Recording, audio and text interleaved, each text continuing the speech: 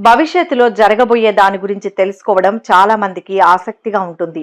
మరి మనకు ఆ భవిష్యత్తు గురించి తెలియాలి అంటే ఈ ప్రపంచంలో ఏం జరగబోతోందో తెలియాలి. అంటే మనం శ్రీ పోతులూరి వీర బ్రహ్మేంద్ర స్వామి వారు చెప్పిన కాలజ్ఞానాన్ని చదవాలి. ఈ కాలజ్ఞానంలో ఈ సువిశాల ప్రపంచంలో ఏం జరగబోతోందో చెప్పబడి ఉంటుంది. అలాగే ఈ ప్రపంచం ఎప్పుడు అంతమవుతుందో కూడా అందులో చెప్పబడి ఉంది. బ్రహ్మం గారి కాలజ్ఞానంలో చెప్పినట్లుగా చాలా విషయాలు ఇప్పటి వరకు జరిగాయి, ఇక ముందు జరగబోతున్నాయి కూడా. మరి కాలజ్ఞానంలో చెప్పినట్లుగా వచ్చే సంవత్సరంలో ఏం జరగబోతోంది, ఏ ఏ విపత్తులు సంభవించబోతున్నాయి అనే విషయాల గురించి ఈ వీడియోలో తెలుసుకుందాం. అంతకంటే ముందు మీరు మొదటిసారి మా ఛానల్ను కనుక చూస్తున్నట్లయితే వెంటనే సబ్స్క్రైబ్ చేసుకోండి. అలాగే ఎప్పటికప్పుడు మేము పెట్టే లేటెస్ట్ వీడియోల కోసం పక్కనే ఉన్న బెల్ సింబల్ను క్లిక్ చేయండి.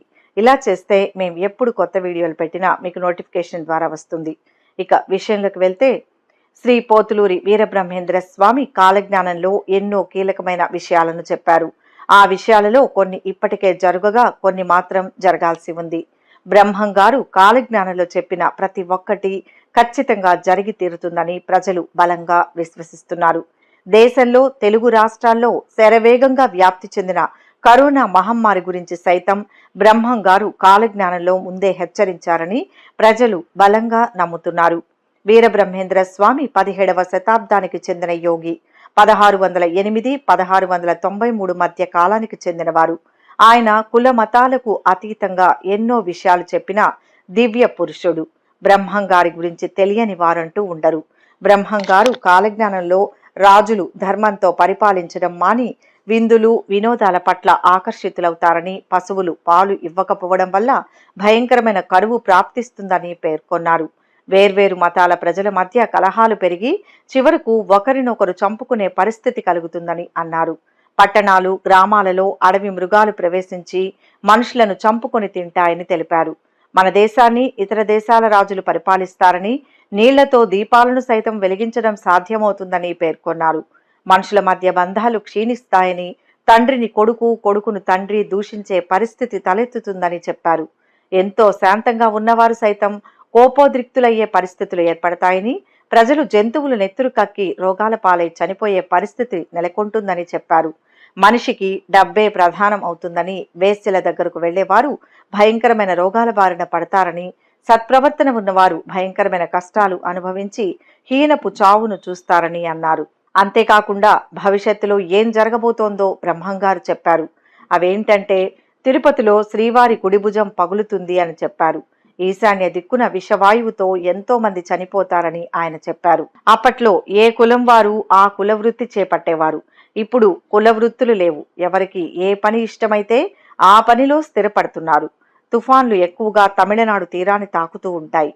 ఈ కారణం వల్ల ఇతర రాష్ట్రాలతో పోలిస్తే తమిళనాడుకు ఎక్కువగా నష్టం జరుగుతూ ఉంటుంది.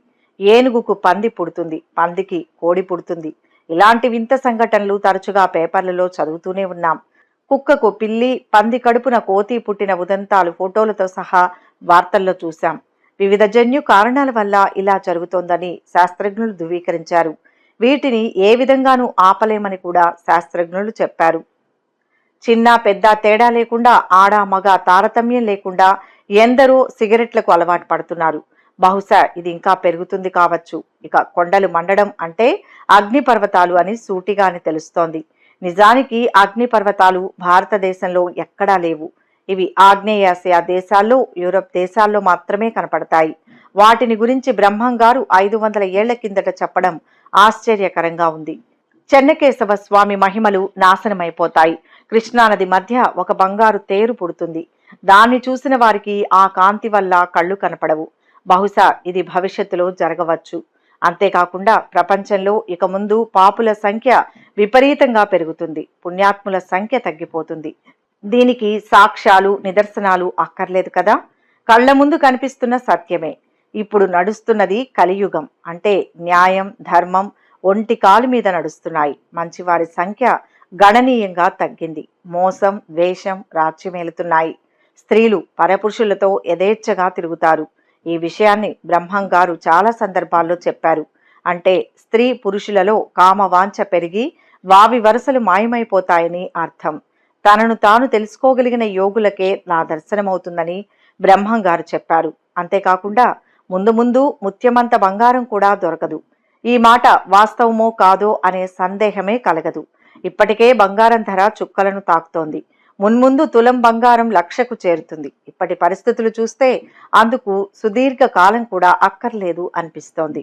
బహుశా 100 ఏళ్ల తర్వాత వీరబ్రహ్మేంద్ర స్వామి మాటలు నిజమై ముత్యమంత బంగారం కూడా దొరక్కపోవచ్చు. ఇత్తడి బంగారమవుతుంది.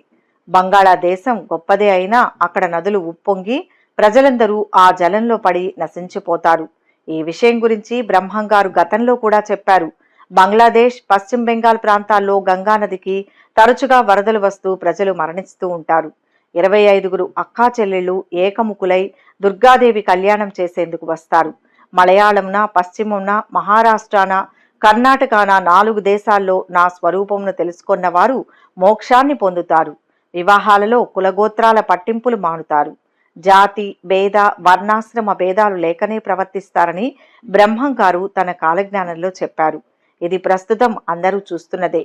క్రమంగా వివాహ విషయాలలో కులం పట్టింపు తగ్గుతోంది. అలాగే ఇతర విషయాలలో కూడా జాతి, కుల, మత భేదాలు కనుమరుగవుతున్నాయి. మధుర మీనాక్షమ్మ మనుషులతో మాట్లాడుతుంది.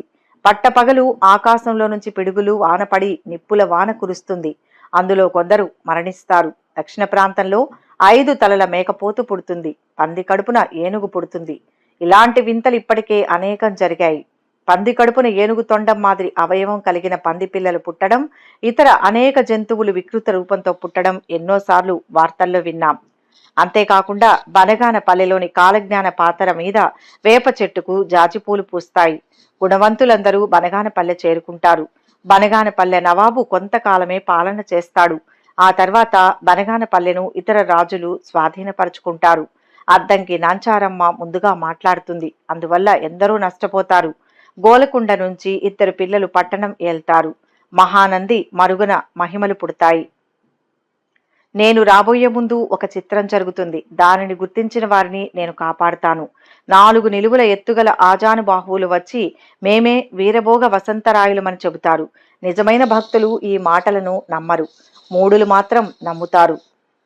మరొక విచిత్రం పుడుతుంది. వీపున వింజామరలు, అరికాలున తామర పద్మం కలిగిన వారు వస్తారు. వారిని నేనే అని భ్రమపడవద్దు. నా రాకకు ఒక గుర్తు ఏంటంటే కంది మల్లయ్య పల్లెలో నవరత్న మండపం కడతారు. ఈ పల్లె పెరిగి పట్టణంగా మారుతుంది.